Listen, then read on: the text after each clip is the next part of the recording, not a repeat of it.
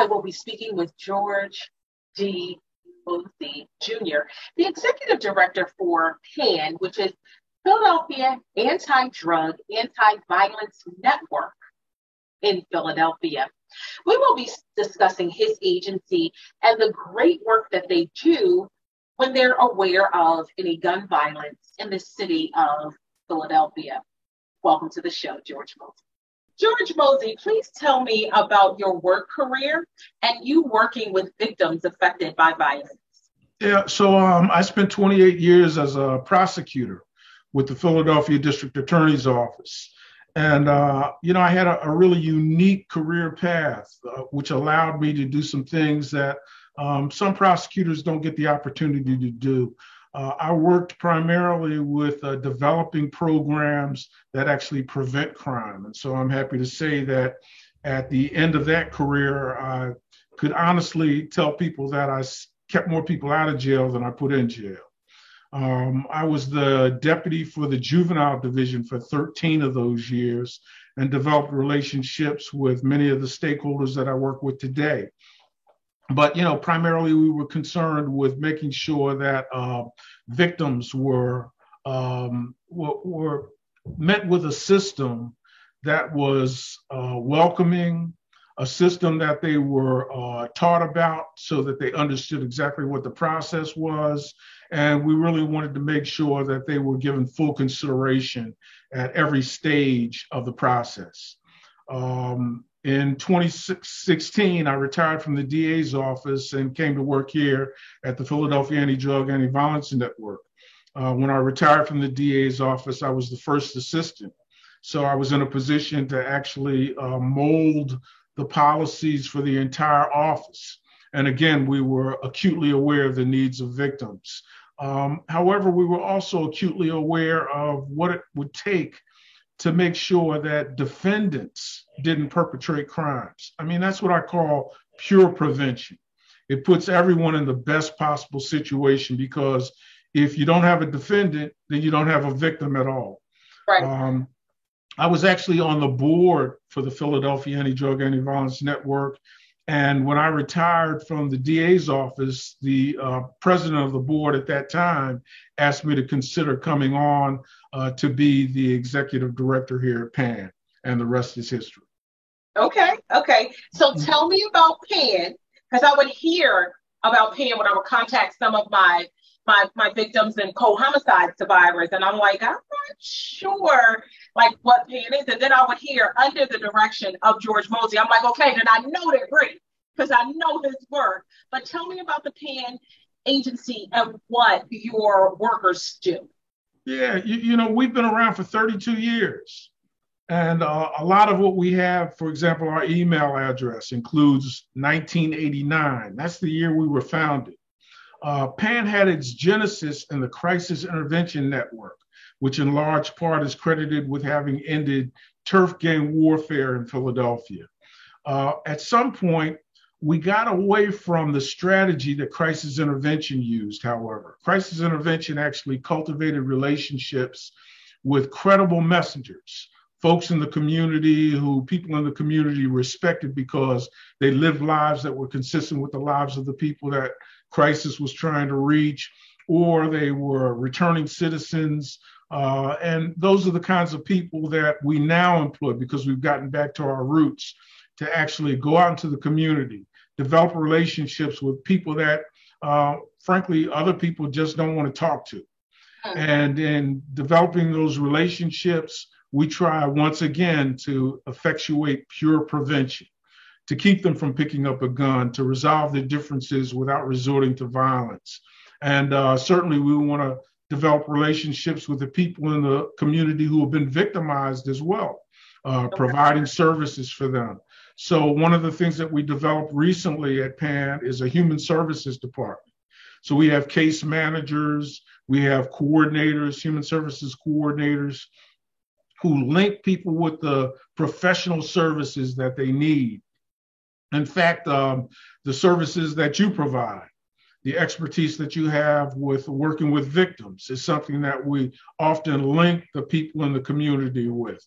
It's rare that you can have the expectation that the people under these circumstances are going to be able to come to your brick and mortar headquarters. They're not going to necessarily come to you. Our motto here at PAN is we make house calls. So we go out into the community and we actually seek out the people who need the help the most. Which I think is extremely important. And just like PAN, Northwest Victim Services, we are not death family. We understand the importance of going to see our victims, but I do have a more clear understanding that our agencies, it's not duplicatory services. Like what PAN does is different from Northwest Victim Services. And I get calls all the time from Charles. He's awesome. We're here to say, listen, I'm at this house. They need victims compensation application filled out. And then I'm on it. But he knows that I probably already touched that family, which is great. You know what I mean? So we try to touch our victims in real time, which I think is important, and our co-homicide survivors as well. Is there an age group, or do you touch anyone who is affected by violence? Yeah, we're not relegated to any particular age group. Now, some of our funding has those strings attached to it. For example, if you get money from DHS, then you have to use it for somebody who satisfies the juvenile court jurisdiction age limits, which means that anybody over the age of 21 is going to be off limits for that funding. But, we do private fundraising, we have other grant resources, and we find a way to help anybody and everybody who needs help, no matter what the age is. Okay. So now, with Northwest Victim Services, we help victims with unpaid medical bills, lost time from work, funeral expenses, relocation assistance, court accompaniment as well. We're in the Criminal Justice Center. What does PAN do, or walk me through when there is a shooting, or if you know that there is a shooting, walk me through what your staff does and what are the actual services that PAN offers to those family members or to that victim. So whenever there's a shooting, I get the information from the city.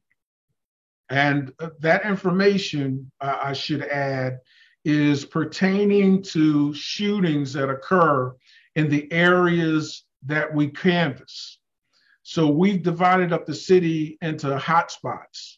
And those hotspots are the areas that have experienced the most violence, in particular gun violence. Those are the areas that we concentrate our efforts on. And so we're working to reach 64 credible messengers who are deployed out into the communities. Again, those areas that have been hit hardest by violence, and they canvass those areas. So whenever a shooting occurs in one of those areas, we deploy the team that's assigned to that area. And they go and they, first of all, talk to the people in the community. Because as you know, even though we have an instant victim, whenever somebody in a community is shot, God forbid they're killed, well, that reverberates throughout the entire community. True. And everybody is impacted by the traumatic experience. And so we touch base with everybody, see what they need. We're not out there investigating. We're out there to help. And so we'll then make a visit with the family that was impacted. And in the case of a non-fatal shooting, we actually develop a relationship with the victim. And we do that, again, so that we can provide services.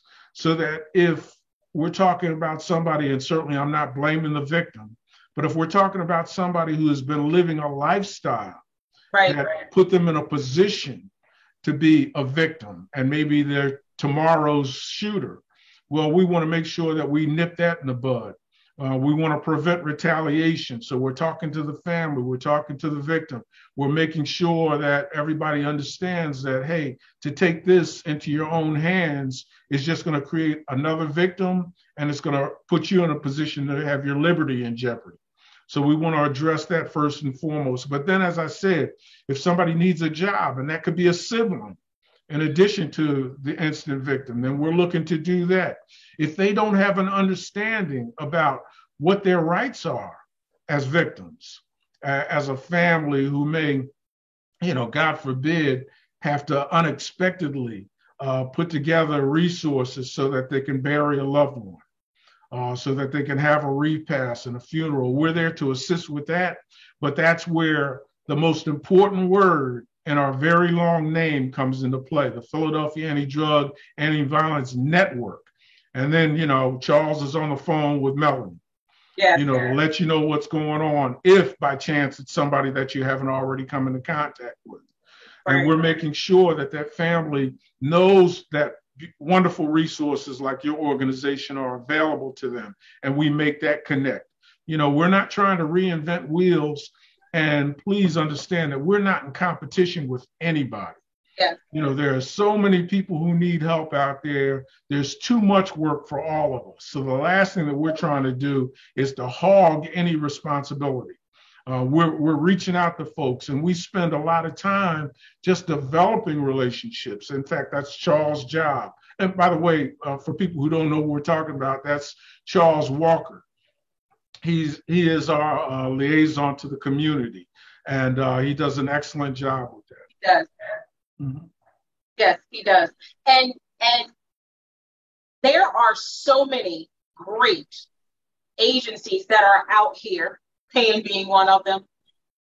I did discover this not too long ago with some of my mothers that I've spoken to that have lost their child to gun violence. Some of them will say to me, Miss Nelson, I'm so sorry. I've lost count on what agency is contacting me. And, I respect the work that you do. I've been knowing you for years. How do we, the community-based agencies, how do we collaborate in that realm to where we're not overwhelming the victims that we come in contact with? So if you take a co-homicide survivor, I know that they're being contacted by probably 6 to 7 agencies, yours being one, mine being one. You know what I mean? How do you propose we all collaborate and come together? Yep. So I think the communication has to happen on both sides of the equation. First, beginning with the victim, the family. We ask the question, is this a good time? Because, we're not hung up on deadlines or anything like that. And there have been many occasions where a family says, hey, look, I appreciate what you're trying to do, but I just can't do it right now. Yeah. And we'll say, you know what, let's give it the weekend and we'll be back on Monday, if that's all right.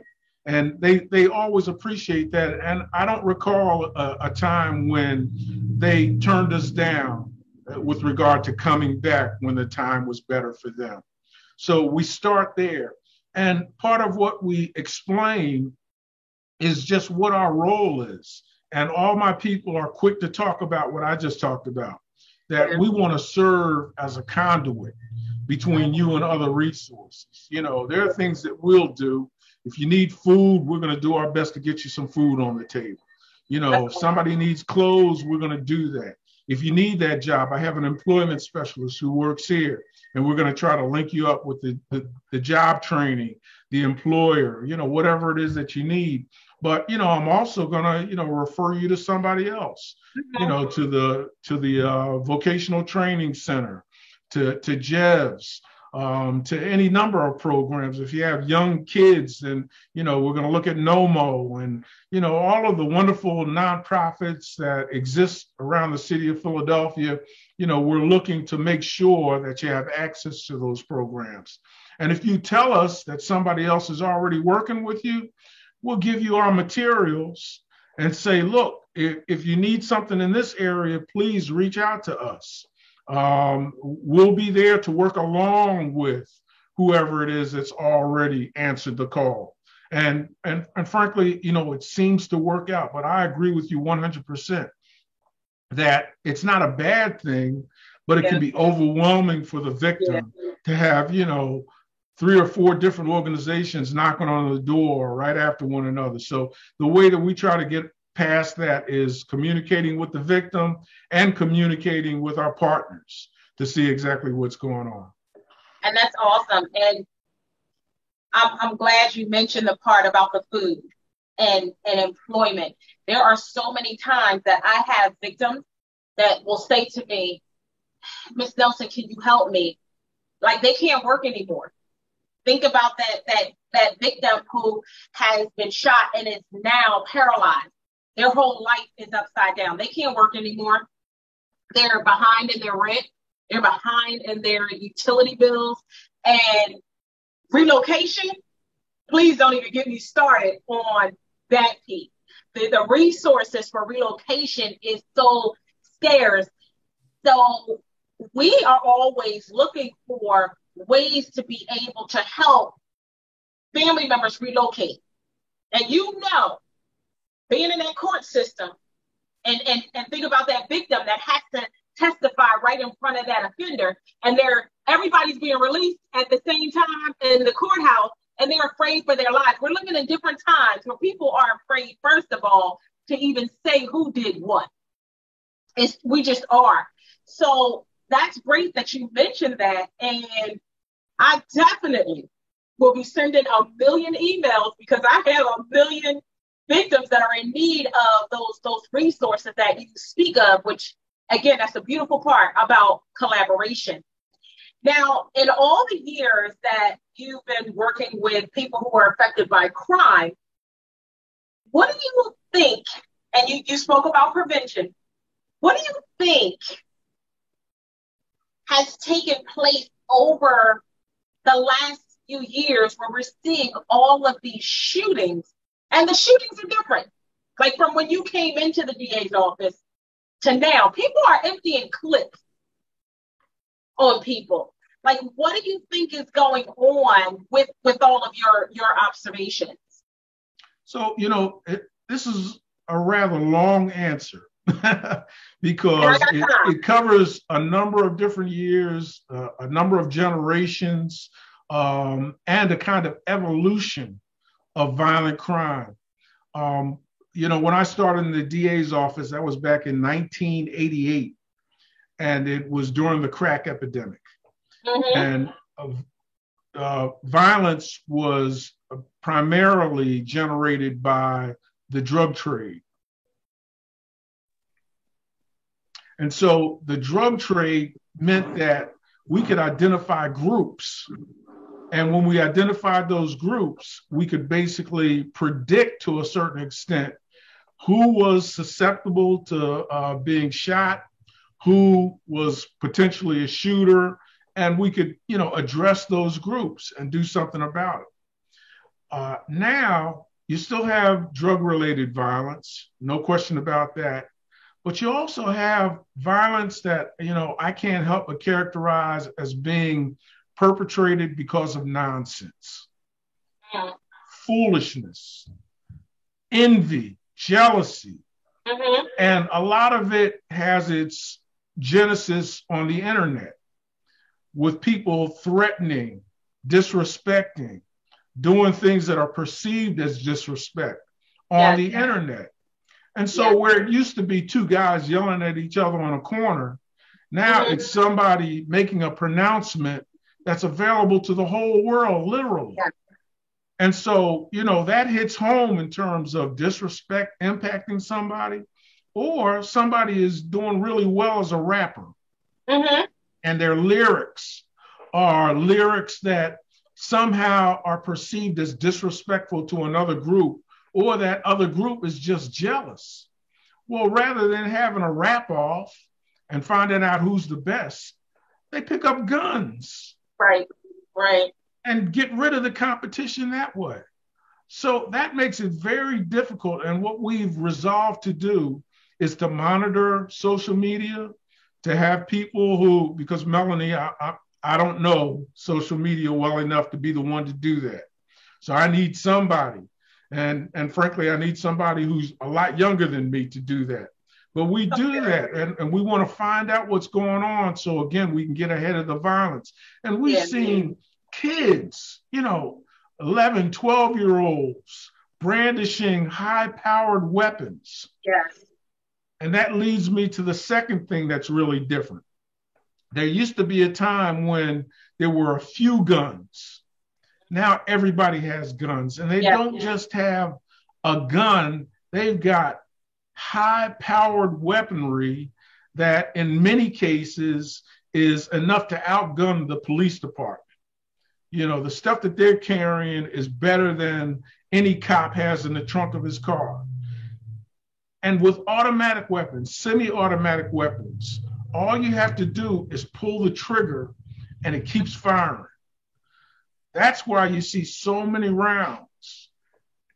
The last thing that I would say to you is that there used to be a modicum of respect.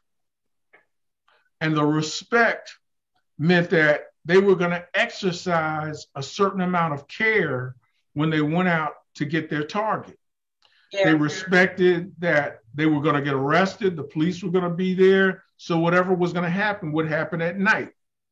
And because it happened at night, there were fewer people on the street. But Melanie, I know you've seen shooting, 12 o'clock noon. Yes. Broad daylight. Kids are out. We had a shooting the other day where the father who gets shot is covering his 8-year-old daughter. That's right. And there's another 8-year-old in close proximity, and they still fire.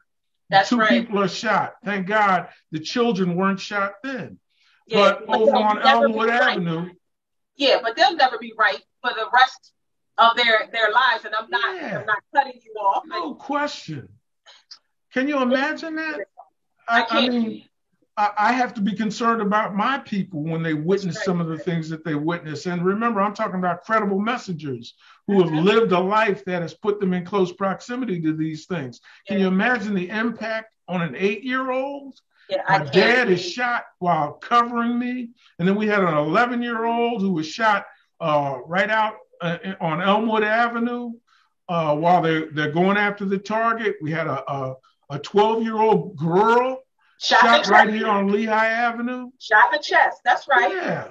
Yeah. I mean, those are things that evidence a kind of callousness, a kind of recklessness that just doesn't bode well for what's happening on the streets. It means that we're all in jeopardy. It used to be, you know, if I wanted to stay away from the life, then that would give me a sense of being protected because I didn't do anything to anybody. They're not going to come after me.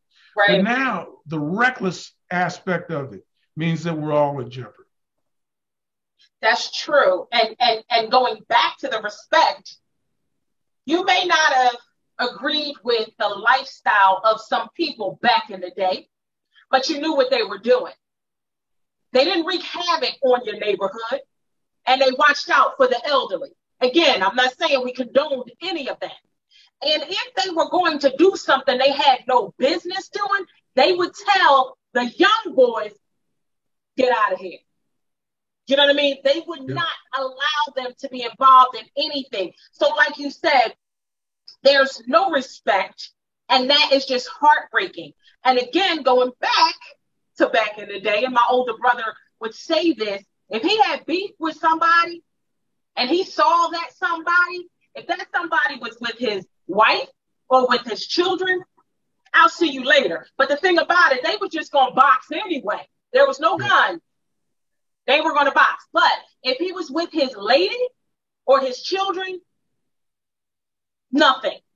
But like you said, today there's no regard. There's no regard for human life, which I think is horrible. If someone needs to reach out to you or any of your great staff, how can they get in touch with PAN?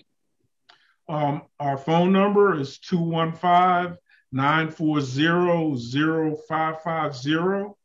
Our website is PAN, is www.pan1989.org. And we also have what we call an emergency response number. It's not a 24-hour hotline, but it's a number that you can call and we'll definitely get back to you. And for the most part, it's manned every hour of the day. And that's 215-800-4611. Sounds good. Thank you so much, George, for coming on to my show. And I am looking forward to our great collaboration for us to make a difference in the city of Philadelphia. Thank you so much for joining me today. Okay, thank you for having me. Thank you for joining me today. If you know any children that have been affected by gun violence, you can always contact Northwest Victim Services at 267-808-0350, or you can contact the PAN agency, and they will be more than happy to help you. There are great agencies out here that will help those community members who have been affected by gun violence. And unfortunately, that has been many in the city of Philadelphia. Please know we care. We care about your well-being, and we care about your safety. Please continue to stay safe. Peace and blessing.